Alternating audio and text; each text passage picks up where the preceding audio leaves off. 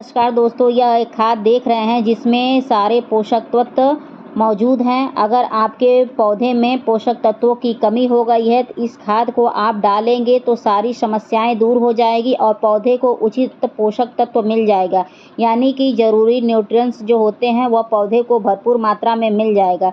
तो चलिए बता दें कि किन समस्याओं में इस खाद को डाल सकते हैं। इसे आप किसी भी फूल वाले पौधे में डाल सकते हैं। तो मैं यह खाद गुड़हल के पौधे में डाल रही हूँ। तो चलिए समस्याएं बता दें कि अगर ये समस्याएं आती हैं तो आप उस खाद को ज़रूर डालिए और देखिएगा भरपूर मात्रा में आप फ़ायदा उठाइएगा। तो चलिए सबसे पहले बता दें कि गुड़हल के पौधे की जो कलियां हैं, गिरने की समस्याएं हैं या पीली होने की समस्याएं हैं या उनकी पत्तियां मुड़ रही हैं, गुड़हल के पौधे का विकास नहीं हो रहा है, गुड़हल के पौधे की जो मिट्टी है उसमें फंगस का अटैक हो गया, कीड़े मकोड़ों का अटैक हो गया, या गुड़हल के पौधे पर फूल वगैरह बहुत कम आ रहे हैं या बिल्कुल नहीं आ रहे हैं, फूलों का साइज छोटा है, दुनिया भर की समस्याएं हो गई हैं। तो आज एक ऐसा फर्टिलाइज़र मैं शेयर कर रही हूँ जिसको आप डालेंगे तो मैं गारंटी के साथ बता दूँ कि आपका पौधा स्वस्थ हो जाएगा और भरपूर मात्रा में फूल देने लगेगा।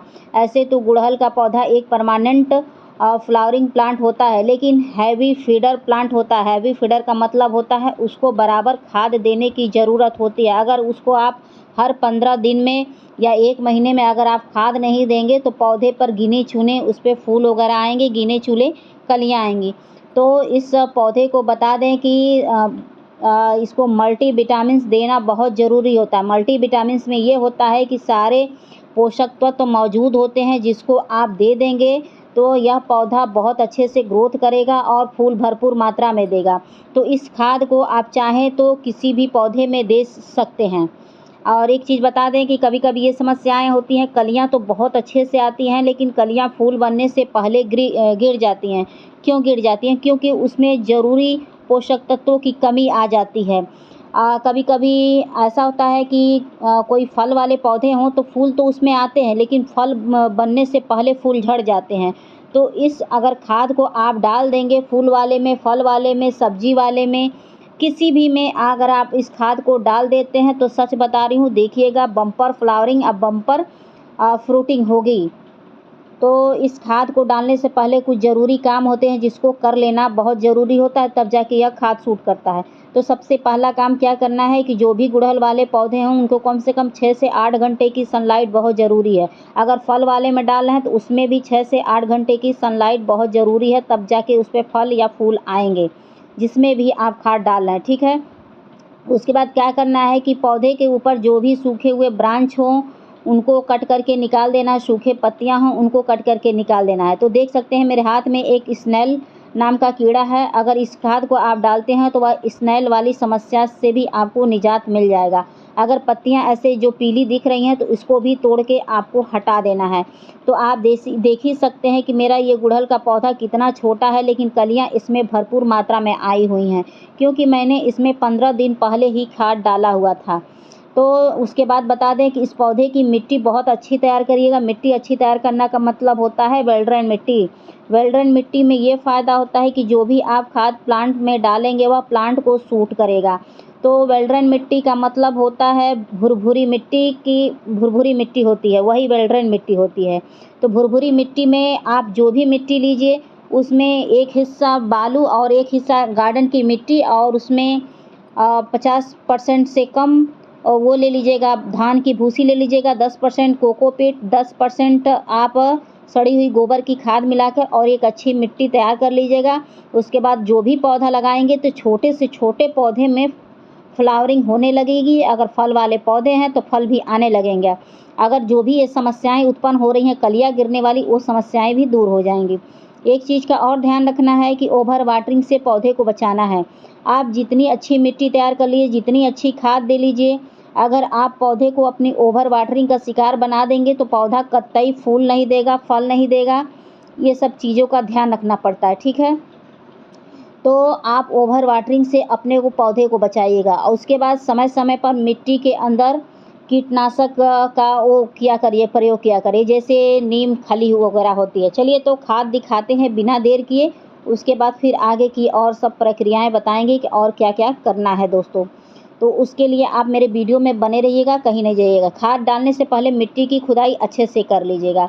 तो खाद में देख सकते हैं कि मैंने फंगिसाइड पाउडर लिया है और केचुए की खाद ली है।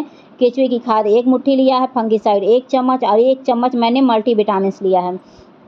इन सबको मैं डालूंगी तो मेरे पौधे को जो भी सूक्ष्म पोषक तत्वों की कमी है वह दूर हो जाएगी और छोटे से ही प्लांट में भरपूर मात्रा में फूल वगैरह आएंगे। फंगिसाइड मैंने इसलिए लिया है कि मिट्टी में अगर कोई कीड़े मकोड़े फंगस वगैरह होंगे तो वह मर जाएंगे। और मैंने ये जो मल्टीविटामिन्स ली है वो सूक्ष्म पोषक तत्वों की कमी को दूर करेगा। और केचुए की खाद मैंने इसलिए ली है कि जब मैं केचुए की खाद डालूंगी तो मेरे मिट्टी में केचुए उत्पन्न होंगे। और केचुए किसान के मित्र होते हैं जो मिट्टी को कहते हैं ना कि ताकतवर बनाते हैं, मिट्टी को उर्वरा शक्ति वो बढ़ा देते हैं अपनी पावर से।